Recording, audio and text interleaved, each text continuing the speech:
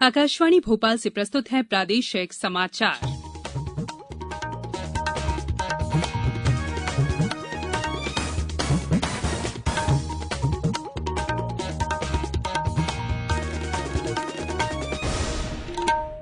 नमस्कार, समाचारों के साथ मैं संयुक्ता बनर्जी। पहले मुख्य समाचार। इंदौर लगातार चौथी बार बना देश का स्वच्छतम शहर, प्रदेश को भी मिला तीसरा स्थान। प्रदेश के प्रतिभाशाली विद्यार्थियों के लिए सरकार चलाएगी प्रखर और अंकुर योजनाएं। कोरोना संक्रमितों की संख्या 48,000 के पार, अब तक 36,000 से ज्यादा हुए स्वस्थ। राष्ट्रीय भर्ती एजेंसी के गठन का युवाओं के साथ साथ शिक्षाविदों ने भी किया स्वागत और मौसम विभाग ने दी 22 जिलों में भारी बारिश की चेतावनी। अब समाचार विस्तार से। स्वच्छ सर्वेक्षण 2020 में प्रदेश का इंदौर शहर एक बार फिर देश का सबसे स्वच्छ शहर घोषित किया गया है। वहीं गुजरात का सूरत दूसरे और महाराष्ट्र का नवी मुंबई तीसरे स्थान पर है। केंद्र सरकार द्वारा स्वच्छ सर्वेक्षण 2020 के आज घोषित नतीजों में इंदौर को लगातार चौथी बार ये उपलब्धि मिली है। प्रदेश को भी देश में तीसरा स्थान हासिल हुआ है। वहीं इंदौर के अलावा प्रदेश के भोपाल, ग्वालियर और जबलपुर भी देश के शीर्ष 20 स्वच्छ शहरों की सूची में स्थान बनाने में कामयाब रहे हैं। खंडवा, कटनी, रतलाम, खरगोन, छिंदवाड़ा, बुरहानपुर, सिहोरा, उज्जैन, महू छावनी और शाहगंज को अलग अलग श्रेणियों में सम्मानित किया गया है। इंदौर के सांसद शंकर लालवानी ने कहा कि लक्ष्य केंद्रित अभियान के कारण ही ये संभव हुआ है। इंदौर वासियों ने तो उसको प्रण में एक मिशन बनाया कि हम स्वच्छता में नंबर 1 आएंगे और मुझे कुछ बात की खुशी है कि पहले वर्ष हमें बहुत ही मेहनत करना पड़ी और उसके बाद लोगों का साथ मिला। धन्यवाद दूंगा इंदौर की जनता को जिन्होंने कि लगातार इसमें हमारी मदद की। मैं धन्यवाद दूंगा हमारे सफाई कर्मी मित्रों को जिनके कारण रात हो, दिन हो, ठंड हो, गर्मी हो, बारिश हो, हर मौसम में, हर वार त्योहार में उन्होंने लगातार इंदौर की सफाई की। मैं धन्यवाद देना चाहता हूं माननीय महापौर जी को, सभी पार्षदों को, सभी जनप्रतिनिधियों को और धन्यवाद सभी अधिकारियों को जिन्होंने पूरी टीम वर्क के साथ इस अभियान में लगाया। स्कूल शिक्षा राज्य मंत्री इंदर सिंह परमार ने कहा है कि नई शिक्षा नीति के तहत प्रतिभाशाली विद्यार्थियों के लिए विशेष योजना प्रखर चलाई जाएगी। इसमें ऐसे विद्यार्थियों को इंजीनियरिंग, मेडिकल, क्लेट की विशेष कोचिंग दी जाएगी। आज मंत्रालय में विभागीय गतिविधियों की समीक्षा के दौरान उन्होंने कहा कि आत्मनिर्भर मध्यप्रदेश में स्कूल शिक्षा में परिवर्तन लाने के लिए भाषा और गणित की मूलभूत दक्षताओं में सुधार जरूरी है। इसके लिए प्रोजेक्ट अंकुर शुरू किया जाएगा। वहीं स्कूल शिक्षा को गुणवत्ता युक्त बनाने के लिए शिक्षकों के प्रशिक्षण और व्यावसायिक प्रशिक्षण पर विशेष ध्यान दिया गया है। इसके लिए शिक्षण प्रशिक्षण संस्थानों को सुदृढ़ करने के साथ ही उन्हें उत्कृष्ट संस्थानों के रूप में विकसित किया जाएगा। प्रदेश में कोरोना संक्रमित मरीजों की संख्या 48,000 से ज्यादा हो गई है। वहीं इनमें से 36,475 लोग स्वस्थ हो चुके हैं। भोपाल जिले में कोरोना संक्रमित 143 नए मरीज सामने आने के बाद अब इनकी संख्या बढ़कर 9,000 से अधिक हो गई है, जबकि इनमें से 7,000 से अधिक मरीज कोरोना संक्रमण को मात देकर घर पहुंच चुके हैं। उज्जैन जिले में कोरोना संक्रमण के 25 नए मामले सामने आने के बाद अब इनकी संख्या बढ़कर करीब 1,500 हो गई है, जबकि इनमें से 1,200 से अधिक मरीज इलाज के बाद ठीक होकर घर पहुंच चुके हैं। होशंगाबाद जिले में 10 संक्रमित मिलने के बाद कोरोना प्रभावितों की संख्या बढ़कर 423 हो गई है। इनमें से 283 स्वस्थ हो चुके हैं। कटनी में आज 2 पॉजिटिव मिलने के साथ जिले में कुल संक्रमितों की संख्या अब 358 हो गई है। छतरपुर जिले में 19 मरीज कोरोना से जंग जीतकर घर लौटे। टीकमगढ़ में 3 और नए कोरोना मरीज मिलने से जिले में संक्रमितों की संख्या बढ़कर 361 हो गई है। ग्वालियर जिले में 161 लोग कोरोना संक्रमित मिले हैं। जिले में अब कोरोना संक्रमितों की संख्या 4,000 से अधिक हो गई है। इस महामारी से जिले में अब तक 2,904 लोग ठीक हो चुके हैं। अनूपपुर में आज 3 और बैतूल जिले में 14 लोगों को स्वस्थ होने पर कोविड केयर सेंटर से छुट्टी दे दी गई। अशोकनगर जिले में आज एक पॉजिटिव मिलने के बाद संक्रमितों की संख्या 148 हो गई। नीमच जिले में आज 3 पॉजिटिव मिले हैं। पूर्व प्रधानमंत्री राजीव गांधी की 76वीं जयंती आज सद्भावना दिवस के रूप में मनाई गई। प्रधानमंत्री नरेंद्र मोदी ने पूर्व प्रधानमंत्री दिवंगत राजीव गांधी को श्रद्धांजलि अर्पित की।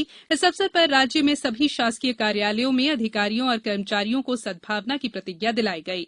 पूर्व मुख्यमंत्री कमलनाथ ने भोपाल स्थित कांग्रेस मुख्यालय में स्वर्गीय राजीव गांधी के चित्र पर माल्यार्पण कर उन्हें पुष्पांजलि अर्पित की। जबलपुर, उमरिया, आगरमालवा, मंदसौर, टीकमगढ़, गुना, श्योपुर जिलों से भी सद्भावना दिवस मनाए जाने के समाचार मिले हैं। ये समाचार आप आकाशवाणी भोपाल से सुन रहे हैं। हमारे समाचारों को अब आप कभी भी और कहीं भी अपनी सुविधा के अनुसार सुन सकते हैं। ये समाचार बुलेटिन यूट्यूब, ट्विटर और फेसबुक पर AIR न्यूज भोपाल पेज पर सुने जा सकते हैं। इसके अलावा आप हमारी वेबसाइट newsonair.com पर या AIR न्यूज ऐप पर भी समाचार सुन सकते हैं। ब्रेक के बाद समाचारों में एक बार फिर आपका स्वागत है। केंद्रीय मंत्रिमंडल द्वारा राष्ट्रीय भर्ती एजेंसी के गठन का प्रदेश में भी लोगों ने स्वागत किया है। भारतीय जनसंचार संस्थान नई दिल्ली के महानिदेशक प्रोफेसर संजय द्विवेदी ने इसे क्रांतिकारी कदम करार दिया है। एक नौकरी को प्राप्त करने के लिए नौजवान कितने संघर्ष करता है, स्थान स्थान पर फॉर्म भरता है, स्थान स्थान पर परीक्षाएं देने के लिए जाता है। मुझे लगता है कि भारत की सरकार ने नौजवानों की उस दर्द, उस पीड़ा को संबोधित किया है। वहीं माखनलाल चतुर्वेदी राष्ट्रीय पत्रकारिता विश्वविद्यालय भोपाल के प्रोफेसर डॉक्टर संजीव गुप्ता ने इसे युवाओं के हित में बताया है कि देश के 3 करोड़ से युवाओं को अब जो है अपनी परीक्षाएं देने में बहुत ही सुविधा होगी। न सिर्फ उनका फीस के रूप में आर्थिक व्यय कम होगा, बल्कि उनको अपने नजदीक ही प्रत्येक जिले में परीक्षा केंद्र भी उपलब्ध होगा और ये परीक्षाएं बहुत ही कॉम्पिटिटिव एनवायरनमेंट में संपन्न होंगी। छतरपुर के युवा भी सरकार की इस पहल से खुश है। मेरा नाम सत्येंद्र पांडे है। मैं भी प्रतियोगी परीक्षाओं की तैयारी कर रहा हूं। मुझे अपने घर से कम 300 किलोमीटर की यात्रा करना पड़ती थी एग्जाम देने के लिए। इस नीति में अब मुझे होम डिस्ट्रिक्ट में ही एग्जाम सेंटर मिल जाएगा। एक बार फॉर्म भरना पड़ेगा, जो मुझे अलग एग्जाम के लिए अलग फॉर्म भरने पड़ते थे, और इसके साथ ही अपना स्कोर कार्ड सुधारने का मौका भी मिलेगा। पॉलिटेक्निक कॉलेज रायसेन की दीपा इंद्रवाल, जो कि प्रोफेसर हैं, उन्होंने इसे एक देश एक परीक्षा की नीति पर अमल बताया। बच्चों के लिए जो कठिनाई होती है जगह जगह जाके एग्जाम देना, ये सारी परेशानियों से उन्हें छुटकारा मिलेगा। हर जगह के फॉर्म नहीं भरने पड़ेंगे, सिर्फ एक ही एग्जाम द्वारा उनका चयन हो जाएगा। राज्य के गृह मंत्री डॉक्टर नरोत्तम मिश्रा ने कहा है कि आत्मनिर्भर मध्यप्रदेश में सुशासन के लिए उत्कृष्ट रोड मैप तैयार किया जाएगा। वे आज मंत्रालय में रोड मैप के ड्राफ्ट को अंतिम रूप देने के लिए मंत्रिपरिषद समूह की बैठक की अध्यक्षता कर रहे थे। प्रदेश में लाइसेंसी विदेशी मदिरा दुकानों पर विक्रय दर सूची अनिवार्य रूप से लगाने के निर्देश दिए गए हैं। प्रदेश की सभी देशी मदिरा दुकानों पर विक्रय दरों के प्रदर्शन का प्रावधान है। आबकारी विभाग ने अब विदेशी मदिरा दुकानों पर भी ब्रांडवार और लेबलवार मदिरा के विक्रय दरों का प्रदर्शन अनिवार्य रूप से किए जाने के लिए कहा है। और अब बात मौसम की। प्रदेश के अधिकतर इलाकों में मानसून की झड़ी लगी है। कई जिलों में बारिश के कारण जनजीवन पर असर पड़ा है। वहीं कई गांवों का शहरों से संपर्क टूट गया है। मौसम विभाग ने कल भी होशंगाबाद, डिंडौरी, नरसिंहपुर और जबलपुर सहित 22 जिलों में भारी बारिश की चेतावनी दी है। सबसे अधिक 12 सेंटीमीटर बारिश सीहोर जिले की रेहटी में दर्ज की गई। शिवपुरी जिले में सिंध नदी उफान पर आने के कारण अशोकनगर जिले से शिवपुरी जिले का संपर्क टूट गया है। जबलपुर जिले में बरगी बांध के गेट खुलने से नर्मदा के सभी घाट डूब गए हैं।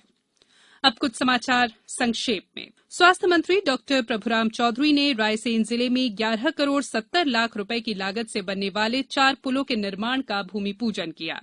छिंदवाड़ा में हरतालिका तीज के अवसर पर आज बाजारों में भीड़ उमड़ी। श्रद्धालु कल के व्रत के लिए पूजन सामग्री खरीदते दिखे।